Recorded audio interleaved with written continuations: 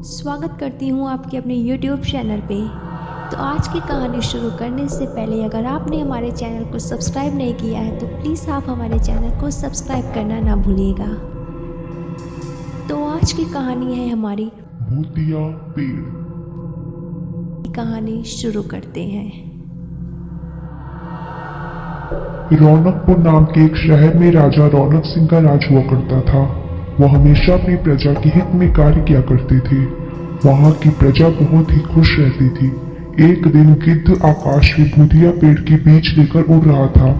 जैसे ही गिद्ध में रौनकपुर पहुंचा तो उसके मुंह से एकदम बीज रौनकपुर के बीचों बीच में गिर गया। बीज भूतिया था, इसलिए अगले ही दिन वह बीज पौधा बन गया।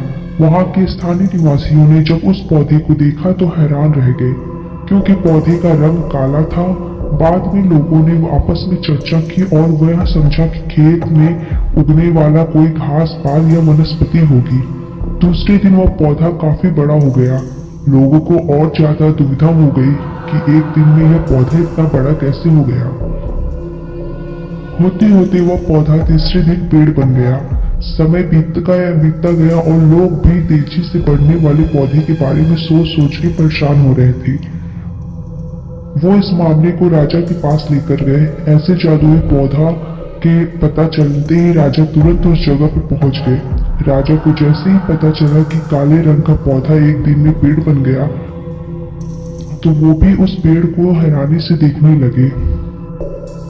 राजा उस पेड़ के पास चौथे दिन पहुंचे तो तब तक पेड़ और भी बड़ा हो चुका था।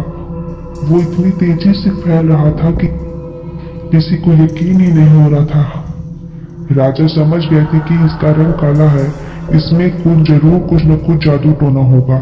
इसी सोच के साथ राजा ने घोषणा कर दी कि जो इस पेड़ को खत्म करेगा वो उसको इनाम के तौर पे 1000 सोने के सिक्के दिए जाएंगे। यही नहीं, राजा ने यह तक कहा कि पेड़ के खत्म करने वाला व्यक्ति को मेरी मृत्यु के बाद मेरी राजगद्दी पाने का हकदार भी बनेगा। इतनी बड़ी घोषणा सुनने के बाद हर कोई पेड़ को खत्म करने के लिए अपना दिमाग लगाने लगा। राजा के सारे चतुर मंत्रियों के, लेकिन पेड़ को कोई भी नष्ट नहीं कर पाया।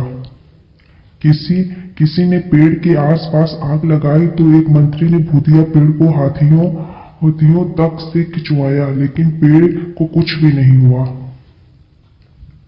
अब लोगों के मन में डर बैठ गया और उन्हें लगा कि पक्का यह ऐसा वैसा नहीं बल्कि भूतिया पेड़ है। तभी उस गांव के एक समझदार व्यक्ति को राजा की घोषणा का पता चला। जानकारी मिलते ही वह अपने गुरु के पास भूतिया पेड़ के जुड़े रहस्य जानने के लिए पहुंच गया। गुरुजी ने अपने ध्यान की शक्ति को एकत्र करके देखा और उससे पूछा, क्या तुम पेड़ को खत्म करना चाहते हो? समझदार व्यक्ति ने कहा, हाँ गुरुजी, सब उसे परेशान है। गुरुजी ने बताया कि उसे खत्म करने का एक ही तरीका है। इसके लिए तुम्हें उस पेड़ के आसपास नमक डालना होगा। इस तरकीब के बारे में जानते ही व्यक्ति तेजी से राजा के पास गया और कहा कि इस पेड़ के आसपास आपको नमक डलवाना होगा। ऐसा करते ही यह पेड़ खत्म हो जाएगा। राजा ने अपने सैनिकों को ठीक वैसा ही करने का आदेश दिया। सैनिकों ने मिलकर पेड़ के चारों तरफ खूब सारा नमक डाला। नमक डालने के एक दिन बाद ही पेड़ का आकार कुछ कम हुआ। होते होते 5वें दिन तक पेड़ एकदम छोटा हो गया। उसके बाद गलकर गायब हो गया। उस व्यक्ति की तरकीब काम आ गई और राजा उसे खुश होकर 1000 सोने के सिक्के मोहर पहले दी। उसके बाद पत्र दिया जिसमें लिखा था कि वह राजा के मरने के बाद उसकी गद्दी को संभालेगा। वो समझदार व्यक्ति खुश होकर अपने घर चला गया। इस कहानी से हमें यह सीख मिलती है कि ऐसी कोई भी मुसीबत नहीं है कि जिसका समाधान न हो सके। जरूरत है तो बस धैर्य की और समझदारी की।